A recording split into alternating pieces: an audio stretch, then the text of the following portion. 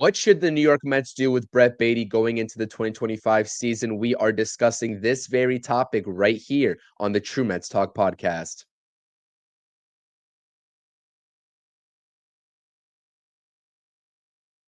What's up, Mets fans? It's your boy CP. Welcome back to the True Mets Talk podcast. Welcome back to the channel. We are discussing Brett Baty and the unusual circumstance that the New York Mets are now faced with as it relates to making a decision on Brett Baty. Should they trade him? Should they keep him? Should they put him on the roster after spring training? I think all eyes should be on Brett Baty to see how he handles spring training. And the Mets are going to need to make a decision thereafter. So we are getting into a little bit of an outlook and an overview on Brett Baty. Before we do, please smash on those thumbs up buttons on this video if you enjoyed these conversations ahead of the spring training content that we got right here on the channel for you all. Make sure to subscribe and comment your thoughts and opinions on this very topic down below in the comment section.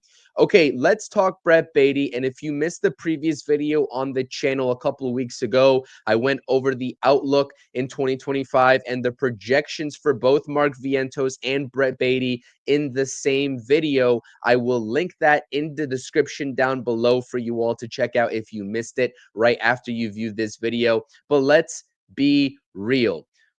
Nobody knows what the future outlook is for Brett Baty within this New York Mets organization. A very lackluster performance, such a highly regarded prospect. First of all, when he was drafted by the New York Mets, he was quickly rising through the ranks of the minor league farm system. You don't see it on your screen, but in 2022, the Double-A numbers were fantastic. Over 300 batting average. He was absolutely lights out in Double-A, got the quick promotion to Syracuse, where he was also lights out in 2023, a 298 batting average, and over 1,000 OPS in the 2023 season for Brett Baty in Triple-A. But again, what numbers has he produced at the major league level, both in 2023 and in 2024? Unfortunately, towards the tail end of the 2022 season, he really didn't get a fair shake because after a quick start, a home run in his first major league at bat in Atlanta,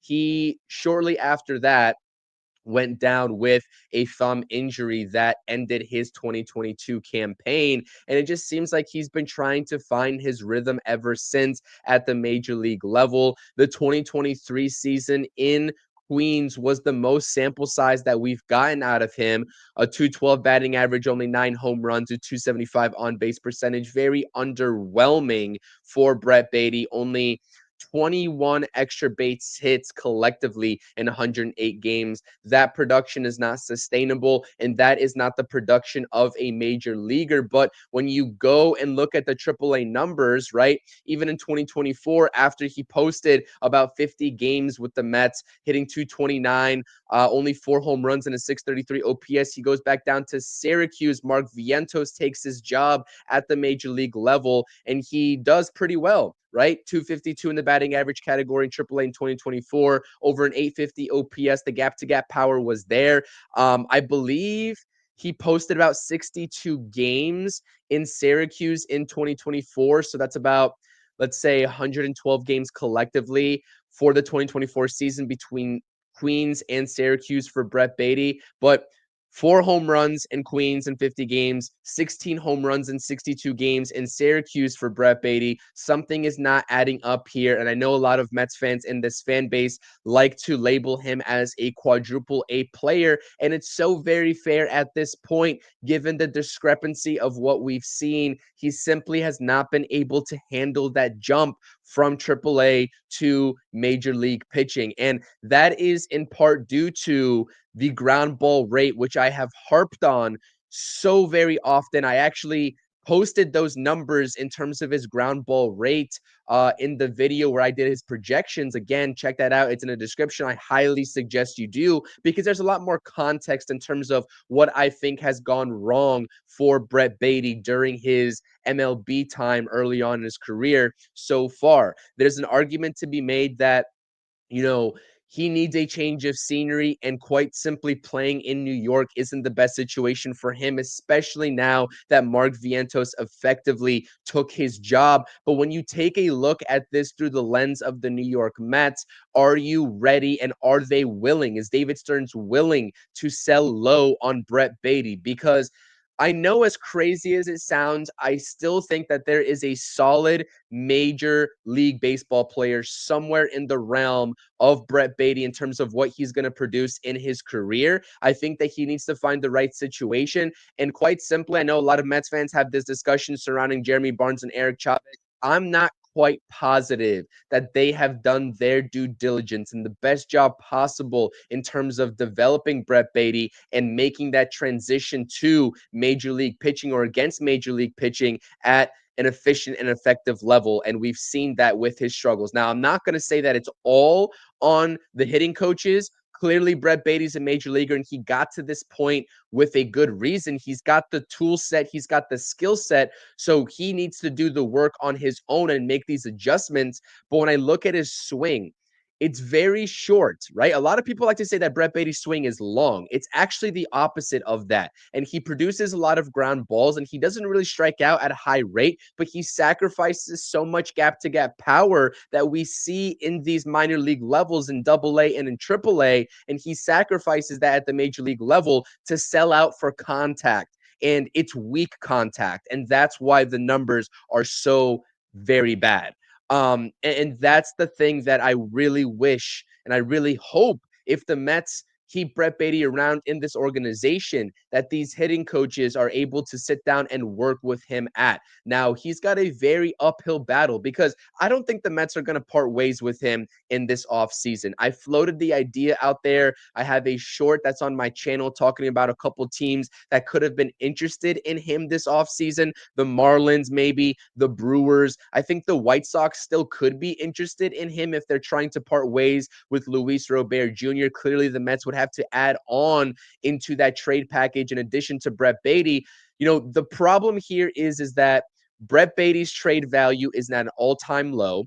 There are teams around this league that probably will take the chance on Brett Baty, given the ceiling or type of production with a change of scenery that he could still post in his major league career, but they will not be dumb enough at this point to let go of anything valuable from their end in a trade 1-for-1 for Brett Baty. So a lot of Mets fans also like to say, if you need Dylan Cease from the Padres, just add on Brett Baty to whatever prospect you want to attach.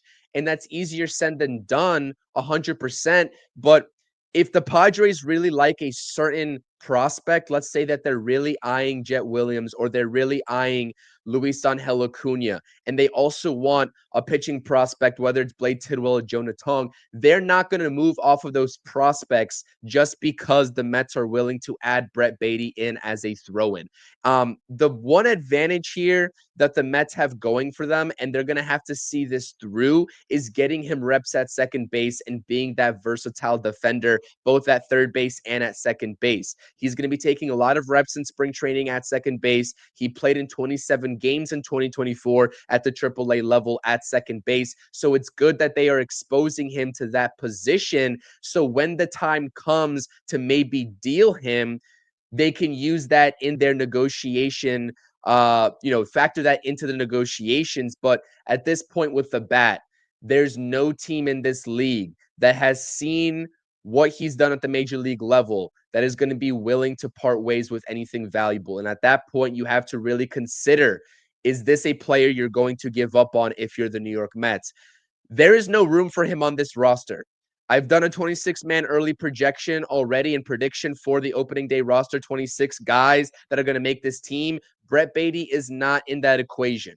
And I don't think that he's going to do enough in spring training. I hope he proves me wrong, but I don't think he's going to do enough in spring training to make that case. The other advantage that Brett Baty has working for him is that he's a left-handed bat. And we all know that teams around this league, especially the New York Mets over the past couple of seasons, value as much left-handed hitting, especially off the bench, more so than right-handed hitting. So if Brett Baty is able to just completely shock everybody in spring training, there is a chance that he could win that last spot on the roster. But is it likely, especially with how much it seems the Mets are valuing Luis Angel Acuna and everything that they're saying, especially maybe with Jose Iglesias now returning to this team? If Jose Iglesias somehow finds his way back onto this roster, I know that David Stearns kind of wrote off that situation in his press conference a couple of days ago. There has been some rumors speculating and swirling on X that the Mets and Jose Iglesias are going to meet one last time